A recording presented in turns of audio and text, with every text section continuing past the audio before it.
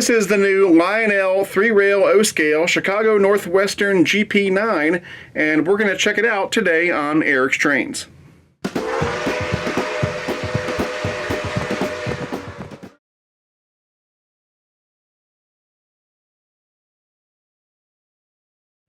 Alright, so I recently reviewed this very same model in an issue of OGR magazine, and so now this is going to be kind of the video equivalent of that review. Now, I've also reviewed a Lionel GP9 in the past, and so for that reason I'm not going to give you the whole long story of the history of the GP9. Rather, I'm going to give you the short version of the history. And if you want to learn more about it, you can watch my previous review of a Lionel GP9, or you can just Google GP9 and you'll get all the information you could ever want. But anyway, the EMD GP9 is a 4-axle road switcher that was built by General Motors' Electromotive Division between 1954 and 1963. Power was provided by an EMD 567C 16-cylinder engine, which generated 1,750 horsepower. Over 4,000 GP9s were built by the time production came to an end. While most of these were built for American and Canadian railroads, a handful were also built for other countries such as Mexico, Brazil, and Peru. Now, although the vast majority of GP9s have since been retired, many rebuilt GP9s remain in service today with short lines and industrial operators, and a fair number of GP9s have also been preserved at various railroad museums across the country. So Lionel's latest rendition of the GP9 was offered in their 2018 Volume 1 catalog, the Big Book, and these things started showing up in stores right at the end of 2018. Now, Lionel offered the new GP9 in 6 different road names. There's the Chicago Northwestern that we have here. There was B&O, Milwaukee Road, Nickel Plate Road, Toronto, Hamilton, and Buffalo, and Wabash. And for each road name, they had 2 road numbers available. Now, the reason that I chose to get the Chicago Northwestern paint scheme goes all the way back to my childhood. You see, when I was a kid, the very first O-gauge engine that I ever bought with my own money was a Lionel Chicago Northwestern GP38, and I got that around 1990 or so when I was about 14. And so ever since then, the Chicago Northwestern has sort of held a special place in my heart. Even though I don't have that much Chicago Northwestern in my fleet, I've always liked it, and so when I saw this, I decided to get it. Even though it's not a GP38, it's just such a gorgeous locomotive, I couldn't pass it up. Now, if I hadn't gotten the Chicago Northwestern version, I probably would have opted for the Toronto, Hamilton, and Buffalo version, because that paint scheme is equally striking. Anyway, going over some stats on this model, the length is right at 14.5 inches. The weight is 4 pounds 2 ounces. This engine has 2 pounds 4 ounces of pulling power, which is pretty good. And the minimum recommended curve needed to run this engine is 0.31. So this engine is very friendly to layouts with tight curves. On the inside, this engine is powered by 2 flywheel motors. This engine features all LED lighting. There's a fan-driven smoke unit for the smokestack, and then you've got the electronics for legacy command control and legacy rail sounds, as well as Bluetooth. Now, there are several ways to operate this engine. Of course, the preferred method is to use Lionel's legacy command system, as that will give you access to all of the engine's advanced features. However, you can also run it with Lionel's classic TMCC command system. You can also run it with the Lionel Lion Chief app on your smartphone via the Bluetooth connection, or you can run this engine conventionally with just a transformer and some track. Here's a look at the front of the engine. On the Pilot, we've got an add-on metal coupler cut bar with white paint on the ends, and then we've got some add-on MU hoses on either side of the electrocoupler, and this coupler can be thrown from your Legacy or TMCC remote or via the Lionel Lion Chief app on your smartphone. Up here, we've got these nice metal handrails and a metal safety chain. We've got this drawbridge that can be raised and lowered. There's safety tread on all of the decks. This part right here looks awesome with this striping. We've got some nice add-on grab irons. Then we've got an operational headlight, lighted number boards, and operational marker lights. Around the corner right here, you can see the nicely detailed truck side frames, and of course they are made of die-cast metal. And then in the middle of the engine, we've got a die-cast metal fuel tank.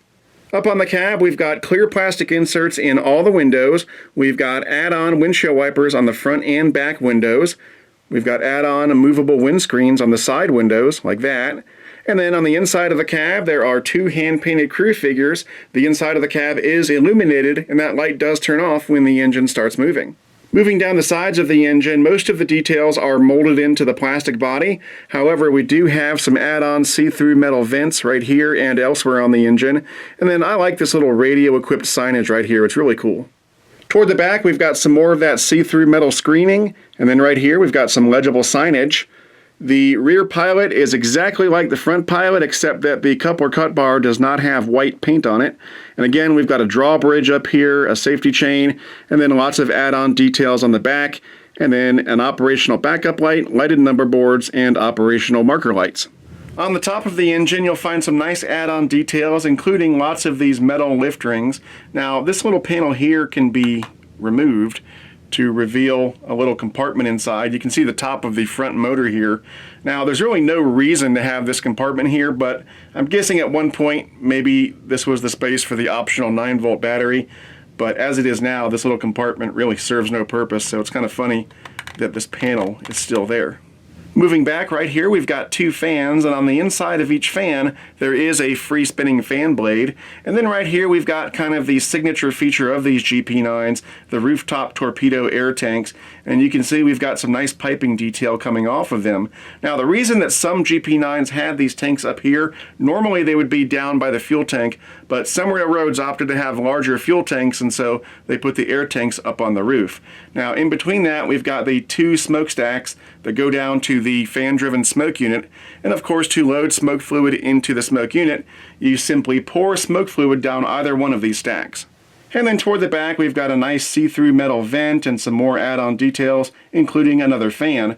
And then we've got another panel that pops off back here, but this one is a little tricky because when you pop it off, these pipes going to the air tanks come with it. So you just kind of wiggle it off like that. And then inside, you'll find the master volume control. And then when you want to put this back on, just make sure those pipes line up with the holes on the tanks like that, and pop it back in. Here on the underside of the engine, we've got 4 pickup rollers, 2 per truck, for good solid electrical contact to that center rail. Then we've got 2 traction tires on the inner axle of each truck for a total of 4. The speaker for the sound system is right here, and then right here is the sensor for the Lionel LCS sensor track if you choose to use one. Also on the underside, underneath the cab here, there are 2 control switches. This one here is the run program switch that you'll use to program the engine into your Legacy or TMCC remote. And if you want to know how to do that, just consult the instruction manual that comes with the engine when you buy it. And then right here is the master smoke unit control switch that allows you to turn the smoke unit on and off. Alright, the last thing we're going to do before we start this thing up is BF IMO. Best feature in my opinion. Well, my favorite feature on this GP9 is those air tanks up top. They just make this thing look so cool, and it sets it apart from everything else in my fleet. So BF IMO for me is the air tanks. Okay, let's go ahead and start this puppy up and check it out. This is the dispatcher. Do you copy? I read you. Over. Start up and get ready to move. Over. Yes, sir. Start up and stand by. Out.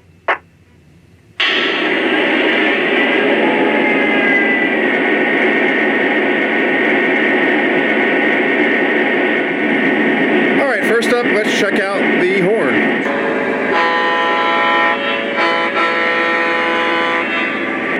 And here's the bell.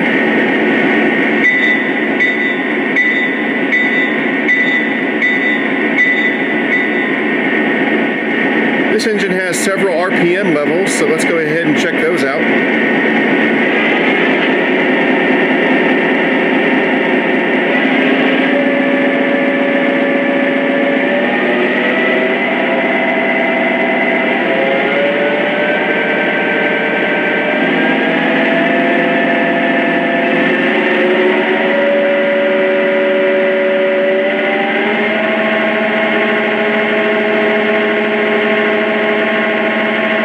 It's really cooking now. Let's go back down.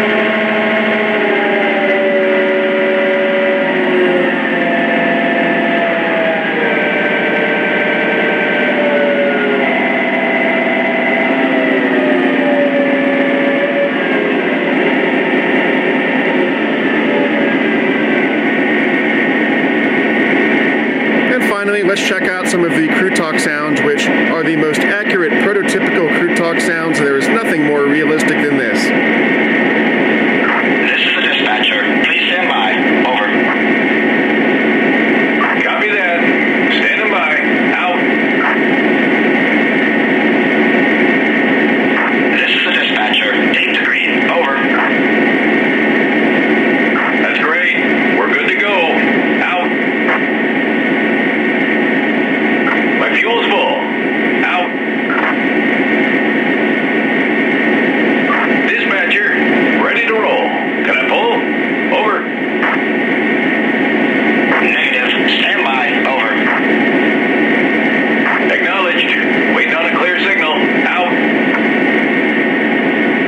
Tower, still have a stop signal. What's the plan? Can we move? Over.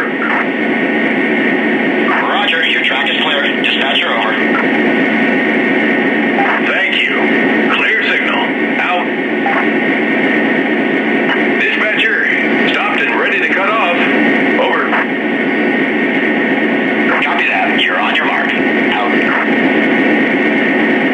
Okay, we're ready to roll it out. I've got it on the upper level of track with some road railers behind it because I just finished doing a video on the road railers. So let's go ahead and move it out.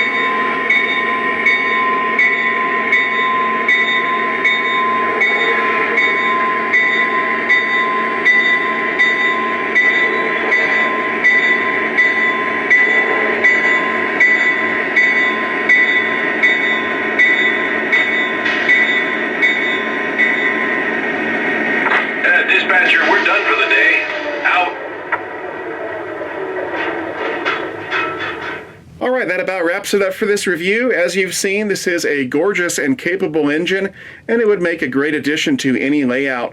Now, if you're interested in purchasing one of these, the retail price, regardless of road name, is right at $550. Although if you go through a good Lionel dealer, you should be able to get a little bit of a discount off that retail price. And as always, if you're looking for a good Lionel dealer, try my favorite train store, which is Legacy Station. You can find them on the web at www.legacystation.com or give them a call at 770-339-7780. Now, if you like this video, please give it a thumbs up and please subscribe to my channel if you haven't already. And if you would like to support Eric's Trains, you can do so through Patreon at www.patreon.com/ericstrains. All Patreon supporters get early access to my videos, and they also get sneak peeks and behind-the-scenes videos. And all first-class members get their names listed at the end of every Eric's Trains video while they're a supporter. You'll see those names listed in just a second. So anyway, that's about it for now. I'm Eric Siegel, and I'll see you next time.